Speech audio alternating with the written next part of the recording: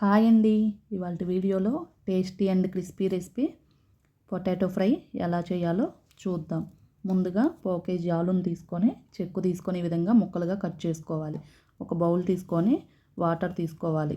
అందులో కొంచెం సాల్ట్ వేసేసి కట్ చేసుకున్న పొటాటో ముక్కల్ని అందులో అరగంట పాటు ఉంచుకోవాలి.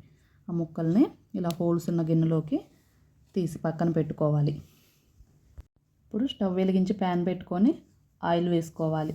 ఆయిల్ హీట్ అయిన తర్వాత పక్కన పెట్టేసుకున్న పొటాటో ముక్కలను ఇందులో యాడ్ చేసుకొని ముక్కలను కలుపుతూ ఉండాలి. మీడియం ఫ్లేమ్లో పెట్టి ముక్కలు మాడిపోకుండా ఇలా కలుపుకుంటూ ఉండాలి. ఇలా గోల్డెన్ బ్రౌన్ కలర్ వచ్చాక ముక్కలను ఒక బౌల్లోకి తీసుకొని పక్కన పెట్టుకోవాలి.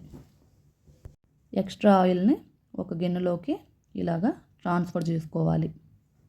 ఇప్పుడు పోపు కోసం ఆయిల్లో మినపప్పు, శనగపప్పు, ఆవాలు, జీలకర్ర, పల్లీలు వేసుకొని కలుపుకోవాలి. 2 ఎండుమిర్చి, ఒక ఆనియన్ను చిన్న ముక్కలుగా కట్ చేసుకొని వేసుకోవాలి. పచ్చిమిర్చి, కరివేపాకును కూడా వేసి మాడిపోకుండా కలుపుకుంటూ ఉండాలి. ఇప్పుడు 5-6 గార్లిక్ రెబ్బలు తీసుకొని ఇలాగ రోట్లో కచ్చాపచ్చాగా దంచుకోవాలి. ఇలా కచ్చాపచ్చాగా దంచుకున్న వెల్లుల్లి మిశ్రమాన్ని పోపులో వేసుకోవాలి. పావు టీ స్పూను పసుపు కూడా యాడ్ చేసుకొని కలుపుకోవాలి. ఇప్పుడు ఫ్రై చేసి పక్కన పెట్టేసుకున్న ఆలు ముక్కల్ని దీనిలో యాడ్ చేసి కలుపుకోవాలి.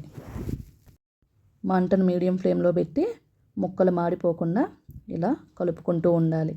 ఇప్పుడు పావు teaspoon salt, 1 teaspoon red chilli powder, పావు టీ స్పూన్ గరం మసాలా, పావు టీ స్పూన్ జీలకర్ర పౌడర్, ఇలా మసాలాలు యాడ్ చేసి కలుపుకుంటూ ఉండాలి. ఇప్పుడు చివరగా కొత్తిమీరను యాడ్ చేసి కలుపుకోవాలి. ఇప్పుడు స్టవ్ ఆపేసి ఈ ఫ్రైని ఒక గిన్నెలోకి సర్వ్ చేసేసుకుందాం.